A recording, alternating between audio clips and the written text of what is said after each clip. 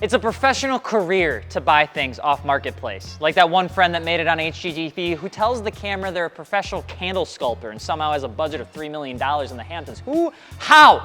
Where do people get this money?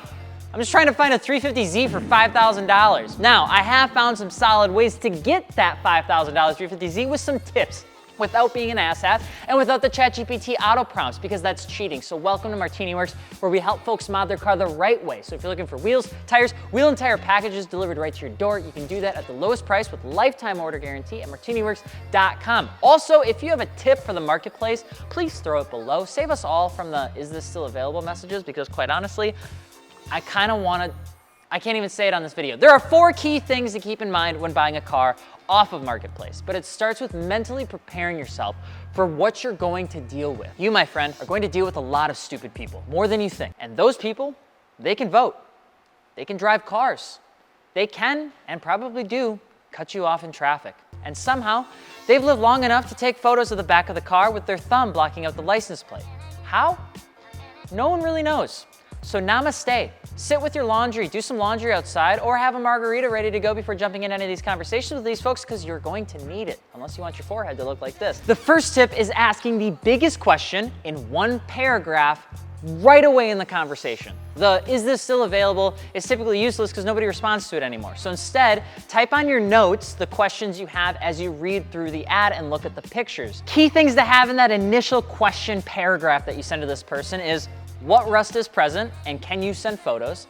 What's the VIN for the Carfax report if it's not available in the ad? And then ask them, what little issues do you know about the car?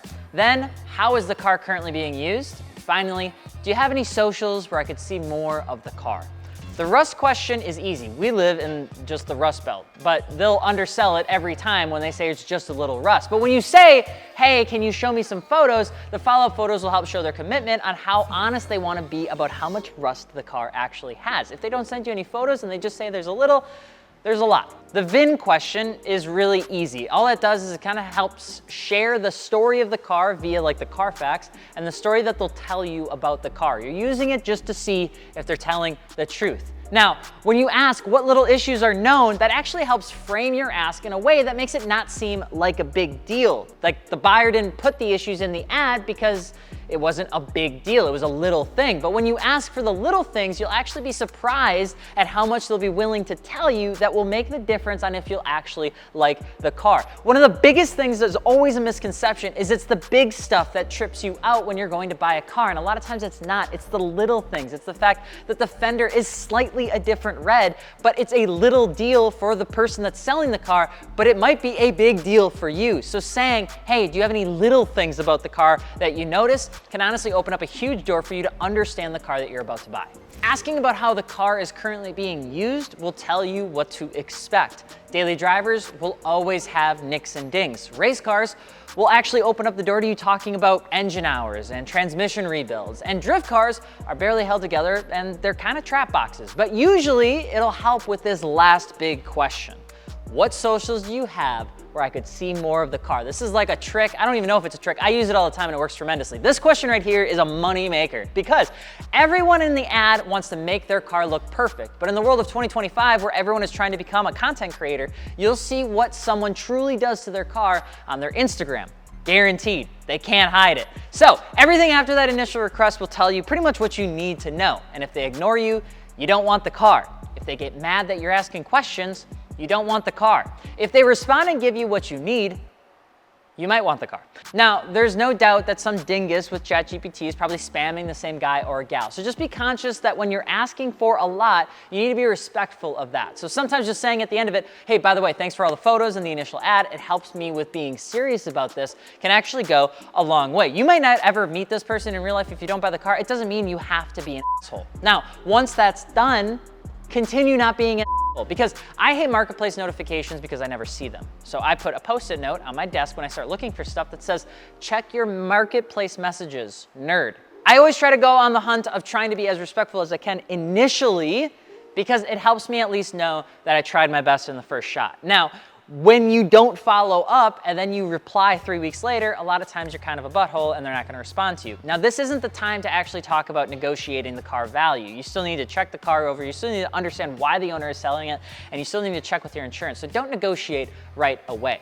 Honestly, the insurance thing will always trip up new owners of cars, but it's important that you do it. But if you've done that, and the owner checks out, and the car kind of checks out, and you want to get into negotiations, but you need some tips, there's some things that you need to remember. Number one, if you're going to lowball the person, sometimes being straight up about the lowball actually gets you further than you think.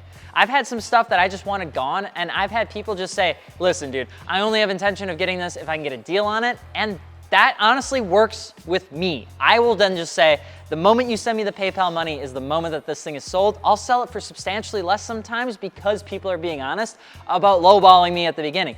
However, if you just go and you try to incrementally ding somebody down, a lot of times that's really annoying, especially on cheaper car parts that people are just trying to get rid of in one go. On the same side, don't try to lowball the guy that says price is firm. That's a whole different discussion. If you're gonna try and do that, you gotta be good at negotiations, and only car salesmen are really good at that. Now, negotiations do work best depending on what you know. If you know nothing about the car, you're gonna lose against somebody who knows what they're talking about, e.g. the owner of the car. If you do know everything because you asked the first question, you have a better chance talking about why your price is more reasonable and why you might wanna negotiate.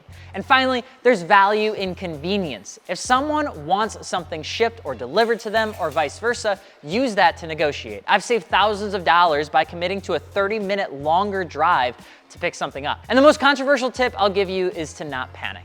I promise you there's not a single thing on Marketplace that you can't find another time in another place. I'm notoriously slow for buying things, and Becca hates it. She hates my procrastination and indecision.